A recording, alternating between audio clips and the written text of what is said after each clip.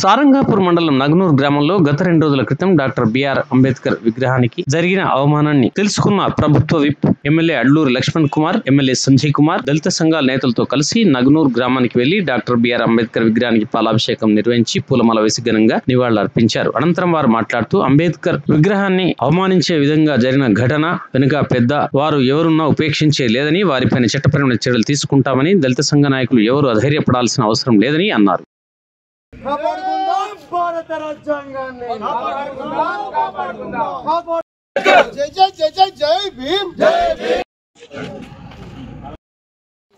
మన రాజ్యాంగ నిర్మాత పేద వర్గానికి, అట్టడి వర్గానికి, భారతదేశంలో అన్ని వర్గాలకు దేవుడు లాగా పూజించే మహోన్నతమైనటువంటి ఆ రాజ్యాంగ నిర్మాత డాక్టర్ బిఆర్ అంబేద్కర్.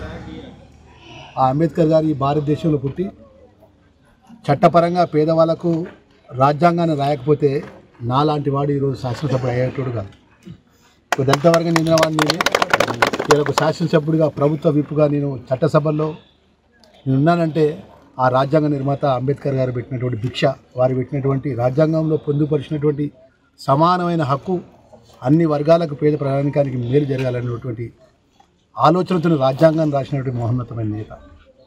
ఆ మహోన్నతమైన నేత యొక్క విగ్రహాన్ని ఇక్కడ మా నగనూరుకు సంబంధించిన, మా గ్రామానికి సంబంధించిన మా దళిత సోదరులు చెప్తుంటే మాకు బాధ అనిపిస్తుంది. అన్న రూపాయి మేము జమ చేసినాం, మేము కాదు ఇక్కడ అన్ని వర్గాల ప్రజలు కూడా, దళిత కాదు అన్ని కుల వర్గాలకు, అన్ని పెద్దలు కూడా, గ్రామ పెద్దలు కూడా మాకు సహకరించారు, రాజకీయ నాయకులు కూడా సహకరించారు.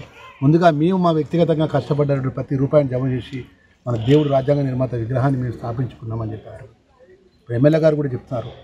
రాత్రి జీవన్ రెడ్డి గారు కూడా నాతో మాట్లాడడం జరిగింది.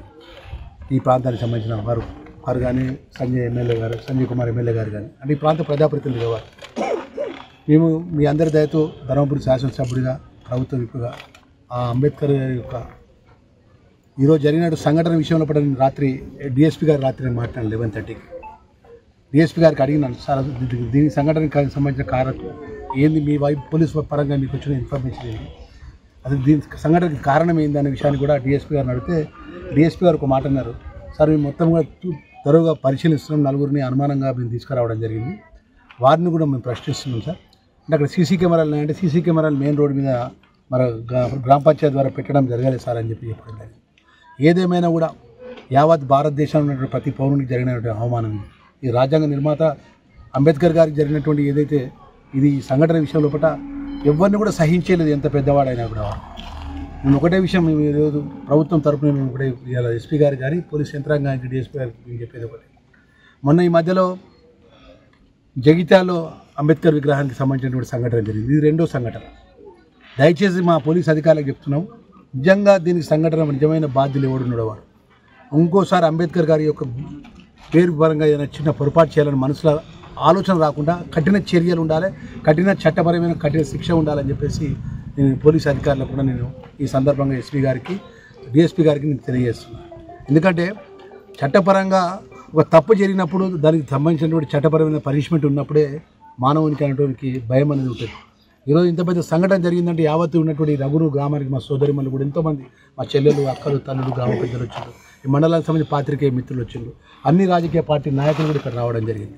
ఈ జిల్లాకు సంబంధించిన ఎంఆర్పిఎస్ నాయకత్వం కానీ, ఇంకా దళితులకు సంబంధించిన వివిధ హోదాల దళిత సంఘ నాయకులందరూ. ఎందుకంటే మా ఇంట్లో ఉన్నటువంటి మా దేవునికి జరిగినటువంటి నష్టం అంటే మాకు జరిగింది, అది మా గుండె కూడా చలించకపోయింది. మేము హైదరాబాద్లో రాత్రి ఉన్నాం, పొద్దున్న లేకుండా వస్తుంటే మధ్యలో మహిళా దినోత్సవం సోదరిమణులను కలవాలి కాబట్టి సోదరిమణులను కలిసి ఎంబడే ఇక్కడికి మేము వస్తున్నాము.